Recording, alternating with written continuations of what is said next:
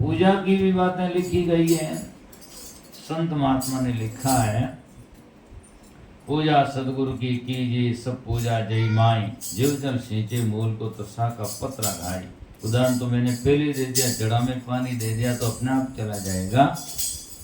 ऐसे ही जाकर के संत महात्मा की सेवा वंदना में बाकी सब पूर्ण हो जाता है। एक नित्यानंद जी महाराज हुए हरियाणा में, वो लिखते हैं, नित्यानंद घट साधु का, साधु का जो घट है शरीर है, नित्यानंद घट साधु का हरि मंदिर कर देख, भगवान का प्रत्यक्ष में मंदिर है। नित्यानंद घट साधु का हरि मंदिर कर देख, मन वच कर्म सेवा करे तो प्रगट मिले अलेख। उनकी मन वचन कर्म से सेवा करे तो प्रगट अलेख परमात्मा सत्य की प्राप्ति होती है, या उसका साक्षात्कार होता है। ऐसे ही संत महात्मा दादू साहब कहते हैं, निराकार निज रूप है। परमात्मा का रूप तो निराकार निज रूप है, प्रेम प्रीति से सेव, और जो चाहे आकार को तो साधु है प्रत्यक्ष में देव। सरगुण की कर सेवा, निर्गुण का कर ज्ञान, और सरगुण निर्गुण से प्रेता हमारा ध्यान। इस प्रकार से संत महात्मा कहते हैं। बहुत सारे उदाहरण समझाने का तरीका किस प्रकार से महात्मा ने लिखा। एक जो संत महात्मा लिखते हैं, रजब साहब की वाणी बड़ी गजब और अजब है। रजब साहब लिखते हैं, परमेश्वर है गर्भ गति साधु सुंदरी माई। परमेश्वर किस प्रकार के हैं? जैसे गर्भवती और गर्भ होता है। परमेश्वर है गर्भ गति साधु सुंदरी माई। साधु कैसे सुंदरी औरत के समान है। साधु सुंदरी माई रज्जब एक पोषणा दोनों ही पोसा जाए। जैसे गर्भवती औरत को पोषण दिया जाए तो बच्चे का अलग से पोषण देने की जरूरत नहीं, वो अपने आप ही पढ़ता है। ये तो एक उदाहरण है। ऐसे ही जन संत महात्मा की सेवा भोजन पोषण और किया जाए तो परमात्मा के अलग से करने की जरूरत नहीं। परमात्मा का पोषण स्वतः पूजा हो जाती है, क्योंकि उसी में अवस्था है। मैंने कितने उदाहरण दिए। फूल को आप ले आए, सुगंधी अपने आप स्वतः आ जाएगी। जैसे राजा को निमंत्रण दे दिया तो सेना तो पीछे अपने आप ही आएगी, कहने की जरूरत ही नहीं है। ऐसे ही संत महात्मा का संसार में वर्चस्व है, संत महात्मा की महिमा है। इसीलिए अनेक संत महात्मा की वाणी इस प्रकार से कहती है। तो सुंदरदास जी की बड़ी सुंदर वाणी, जो मेरा सदगुरु ने बलिहारी, क्यों कि बंधन काट किया जीव मुक्ता सारी विपत निवारी। गुरुदेव ने बंधनों से काट करके मुक्त कर दिया, और सारी विपदा जो बाधा थी वो सबको निवारण करके हमें जाकर के कल्याण कर दिया। कैसे किया? तो इस बताया कि जाकर के सजना वाणी सुन परम सुख उपजा। उन संत महात्मा की वाणी सुनते ही प्रेम पैदा हुआ। आज दुनिया की वाणी कर्कश सुनते हैं तो क्रोध पैदा होता है, दुख पैदा होता है, और संतों की मधुर वाणी सुनते हैं, उनका ज्ञान सुनते हैं तो हृदय में प्रेम आता है। कितना सुंदर ज्ञान दिया, कितनी बड़ी अच्छी बात कही। तो जाकर के कहा, वाणी सुन परम सुख उपजा, दुर्मत गई हमारी, भरम कर्म का संशय मेटिया दिया कपाट उगाड़ी। भरम और कर्म का संसार में दुनिया में सबसे बड़ा दुख है भरम कर्म का। आदमी को भरम है, और भरम होने के कारण से आदमी भरम के अनुसार कर्म करता है। जैसे जैसे अंधेरे में रस्सी सांप दिखने लगती है तो फिर सांप देखते ही उसको मारने का, उससे डरने का सब कर्म बनना शुरू हो जाता है। और यदि प्रकाश करके देख ले तो रस्सी रस्सी है, तो जाकर के सजना अपने आप ही फिर उससे डर नहीं लगता, ने मारने की भावना आती। जब रस्सी है तो क्या मारे। ऐसे ही भ्रम टूट जाता है, जिसका जाकर के कल्पना की जाती, कल्पना मिट जाती है तो फिर है ही नहीं, तो मिलना क्या, उसके लिए विलाप करना क्या, और उसके लिए डरना भी क्या। इसीलिए संत महात्मा कहते हैं, वाणी सुन परम सुख उपजा, दुर्मत गई हमारी, भरम कर्म का संशय मेटिया दिया कपाट उगाड़ी। भरम सुकर्म का संशय मिटा करके कपाट उगाड़ दिया। जैसे कोई कमरे में वस्तु होती है और उसका दरवाजा खोल देते हैं तो उसमें से वस्तु दिखाई देने लगती है, ऐसे हमारे हृदय का कपाट खोल दिया। और हृदय कपाट खोलते ही जाकर के सजना भीतर में परमात्मा साहिब का नजर आना, ऐसे ही हुआ। तो फिर कहते हैं, माया ब्रह्म का भेद समझाया। माया और ब्रह्म क्या है, प्रकृति और पुरुष क्या है, जड़ और चेतन क्या है, इसका भेद कई लोग समझते नहीं है। कई लोग तो कहते हैं सब एक ही है, एक थोड़ा ही है। जड़ और चेतन अलग अलग वस्तु है, मकान और मकान का मालिक अलग है। ऐसे ही जाकर के मोटरसाइकिल और ड्राइवर अलग है, ऐसे ही शरीर में आत्मा और शरीर अलग है। आत्मा तो ड्राइवर है और शरीर उसके बॉडी है जाकर के मोटर है। इसीलिए एक संत ने इंग्लिश में कहा, the soul is the driver and motor, body is the motor and soul is the driver. यदि शरीर मोटर है, उसकी आत्मा ड्राइवर है। तो ड्राइवर और आत्मा सजनों दोनों अलग अलग है, अर्थात ड्राइवर और मोटर अलग अलग है। 11 वर्षों के बाद में भी मोटरसाइकिल ड्राइवर नहीं बन सकती है और ड्राइवर जाकर के सजना मोटरसाइकिल नहीं बन सकता है। कहने का तात्पर्य है कि जड़ जड़ रहता है और चेतन चेतन रहता है। मकान 11 वर्षों के बाद में मालिक नहीं बन सकता और मालिक हमेशा मकान नहीं बन सकता।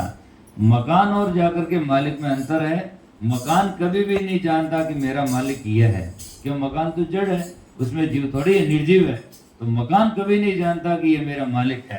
आप समझ सकते हैं सजना, कभी भी कितने बार जा करके होता है तो मकान का मालिक मकान बेचता है कितनी बार, सैकड़ों बार बेच दे या 2 बार बेच दे, 3 बार बेच दे, तब भी मकान कुछ नहीं कहता कि मुझे क्यों बेचे हो, 10 बार बेच दो आप।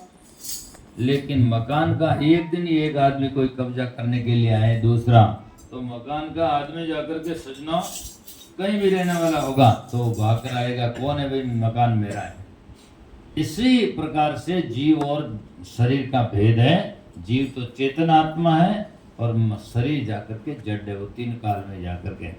शरीर छूट जाता है तो शरीर में वो पावर सत्ता नहीं है जो जीव को वापस बुला ले, और जीव में वो शक्ति है कि दूसरी जगह जाकर दूसरा शरीर बनाकर जन्म धारण कर लेता है। तो जीव अनादि सतत है। तो इसका भेद समझाया गुरुदेव ने कि माया ब्रह्म का भेद समझाया। दिखने वाली वस्तु सब माया है और देखने वाला जीव चेतन आत्मा है, वो ब्रह्म है। चेतन है, ब्रह्म को, साहिब को, राम जी को, ईश्वर को, गॉड कह दो, अल्लाह कह दो, और चाहे हक भी नहीं कह दो या जाकर के सजना महबूब कह दो, अनेक भाषा में उसका शब्दार्थ हो सकता है, लेकिन वस्तु एक ही है। पानी को पानी कह दो, वाटर कह दो, तोय कह दो, नीर कह दो, अम्बू कह दो, चाहे तनी कह दो, चाहे आग कह दो, लेकिन पानी पानी द्रव्य में वस्तु एक ही है। इसी प्रकार से परम सत्य तत्व जो है वो एक है गुण धर्म से, लेकिन भाषा में अलग अलग शब्द होता है। तेलुगु में और कह दिया होगा, कन्नड़ा में और कह दिया होगा, तो तमिल में और कह दिया होगा, राजस्थान में जाओ तो और है, पंजाब में जाओ तो और है, अलग अलग भाषा है। लेकिन वस्तु राजस्थान में पानी वही है, यहाँ पानी वही है, वहाँ पानी वही है, इंग्लैंड अमेरिका में जाओ तो पानी वही है। उसमें भेद नहीं होता है, द्रव्य में फर्क नहीं होता, द्रव्य एक ही होता है, लेकिन उसका नाम अलग अलग हो सकता है। एक आदमी को एक पापा कहता है, एक भाई साहब कहता है, एक पिताजी कहता है, एक काका चाचा कह देता है, एक बेजी कह देता है, नाम भले ही है पर वह आदमी एक ही है। इसी प्रकार से सत्य हमेशा के लिए एक है। तो इसीलिए संतों ने कहा कि इस बात का भेद समझाया, माया ब्रह्म का भेद समझाया। सोहम लिया विचारी, आदि पुरुष और अंदर दर्शा डाइन दूर विदारी। आदि पुरुष जो परमात्मा सत्य है वो जाकर के घट के अंदर दर्शा, डाइन नाम जाकर के सजना दुर्गति करने से उसको निकाल दिया कि वो बाहर है, वो कहीं मिलेगा, वो कहीं भटकेगा। तो सजना यदि कोई वस्तु बाहर से होती है तो मिलेगा नहीं, मिलेगा तो कभी रहेगा नहीं, वो तो जो मिलता है वो बिछड़ जाता है। आज हम आए हैं और थोड़ी देर बाद में, घंटा 2 घंटा के बाद में, 3 घंटा या सुबह कभी जा कर के निकलना है। तो जो संसार में आता है, एक दिन आता, दूसरे दिन, तीसरे दिन, आखिर कहाँ तक 50-60 वर्षों से आखिर में आदमी यहाँ से निकलता है। तो इसीलिए संसार में जो मिलता है बिछड़ता है, आता जाता है।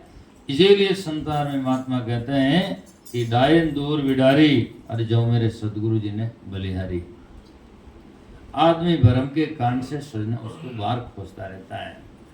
जैसे कांच के पास में चिड़ी बैठती है तो उसको मैं अंदर में रूप देकर उसको चोंच मारती, कोई दूसरी चिड़ी आ गई है, जबकि है ही नहीं। ऐसे कांच के महल में कुत्ता ने बैठाए थे तो कुत्ता उसका रूप देख देख करके भौंकता, दूसरा कुत्ता आ गया। और आप भजन भी गाते हैं, कांच रे महल में कुत्तिया ने बैठाई, फुसफुस खोयो जमारा ने, मान को जन्म बंदा हीरो, एड़ोमती को केसर मिल रही गारा में। तो मानुष्य जन्म कीमती है, केसर के समान कीमती है। केसर तो सजना और भी मिल जाती है, मान लो 50-60 रुपया देखो, यहाँ 500-600 रुपया तोड़ा मिलती होगी, 1000 रुपये तोड़ा मिलती होगी, लेकिन वो तो और मिल जाती है। लेकिन मनुष्य जन्म बीत गया तो लाखों करोड़ों रुपया देने के बावजूद भी वापस नहीं मिल सकता। वापस मिलता तो जिनके बेटे मर गए वो वापस ले आए, खोज ले, पर ऐसा होता नहीं है, संसार में विधान नहीं है। मरने के बाद में मिलने की तो बात और दूर है, लेकिन जिंदे जिंदे भी जिसकी आंख चली गई तो वापस कहीं मिलने की संसार में फैक्ट्री नहीं है, और वह बनती होगी और हम दूसरी ला कर बैठा दें। या शरीर का एक भी पुर्जा खराब हो गया तो सजना कहीं भी दूसरा मिलता नहीं। प्रकृति की गोद में प्रकृति से बनता है, बाकी कहीं दूसरी मिलने की इलाज नहीं है। इसीलिए महात्मा कहते हैं पहले शरीर को हिफाजत करो। हमारा शरीर कितना कीमती है, और ये शरीर वाला आदमी मनुष्य जन्म यदि कोई कहता हम तो महाराज गरीब है, गरीब की तो बात ही नहीं है, तो बहुत ही जाकर के सजना कीमती चौड़ा है। इससे बड़ा संसार में धनी कोई नहीं। आज धन कमाने की जगह में है, धन रुपया पैसा तो कमाता ही है, लेकिन आज कर्म सुकर्म कमा कर आदमी कल्याण और मोक्ष पा जाता है। इसीलिए कहा गया दया करी मेरे सदगुरु दाता अब के लिया उबारी। कितने जन्म बीत गए, किसी के पास में सजना दुकान रो अकाउंट है, और जाकर के सजना जमीन का कोई खाता वाता है, पर जन्म कितना बीता किसी के पास में गिनती नहीं है। बड़े बड़े महात्मा हुए, उन्होंने लिखा जन्म अनेक बीत का मोरा, और अब के दर्शन पाया साहिब तोरा। और सुंदरदास जी महाराज ने कहा अब के सदगुरु मोह जगायो, नहीं तो सोतो हो अचेत नींद में तो बहुत काल दुख पायो।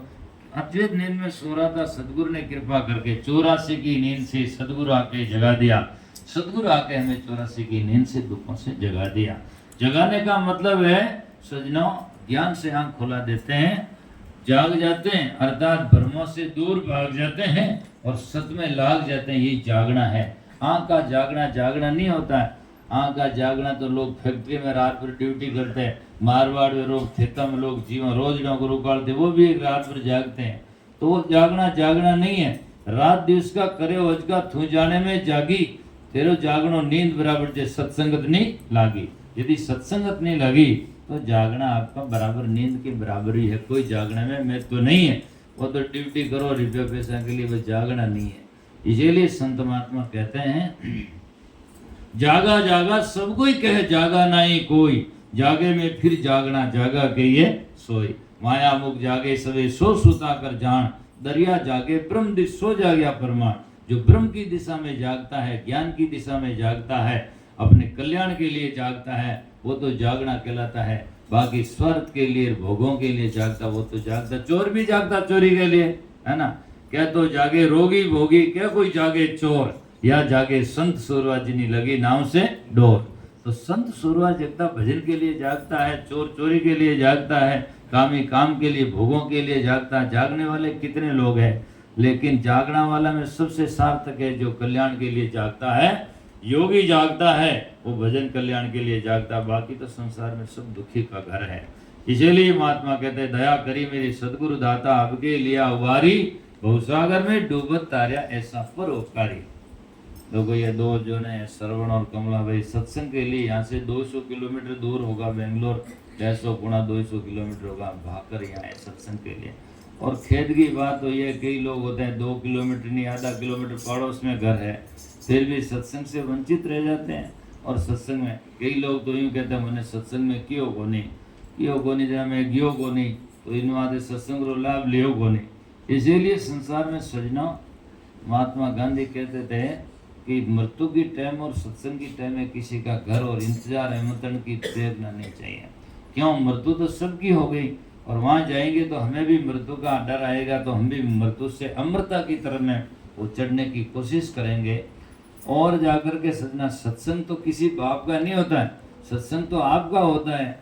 आप भोजन प्रसाद पाएं न पाएं वो अपने घर मन की बात है, लेकिन सत्संग तो सुनेंगे तो वो आपका भला होगा, किसी बाप का थोड़ी है। आकर बैठो, अब मैं बोल रहा हूँ तो 50 जना सुनो, 100 जना सुनो, 1000 जना सुनो, तो मेरा बोलना तो वही है। लेकिन जो लोग आकर सुन लेंगे और यदि जीवन में गुण लेंगे तो उनके जीवन में उद्धार होगा, और उद्धार होगा तभी जाकर के सजना जीवन कल्याणकारी होगा। यही बात है। इसीलिए सत्संग में देख करके किसी का इंतजार करने की जरूरत ही नहीं है। सत्संग में नहीं कहा तो हम क्या उसके घर का कोई रुपया पैसा तो ले जाते नहीं है, आए बैठे और सत्संग सुन लिया बस अपना चला गया। अच्छा ये भी नहीं है कि हम जाकर के 2 जने ज्यादा बैठ गए तो उसके नुकसान हो गया कि सत्संग उसके कम पड़ गया, ये भी तो कोई है नहीं, है ना। बोलना तो बराबर ही होता है। तो इसीलिए इससे सुनने से हमारा फायदा होता है। और हर आदमी समझदार वो है कि जहाँ फायदा हो जाए और उसमें जाकर के समझदार। जब हम मकान दुकान में जाते हैं या जाते हैं, कहीं भी काम करते हैं तो जहाँ फायदा होता है वहाँ करते हैं। वहाँ कौन निमंत्रण देता है? हम चाहते हैं कि जहाँ लाभ हो वहाँ चले जाते हैं।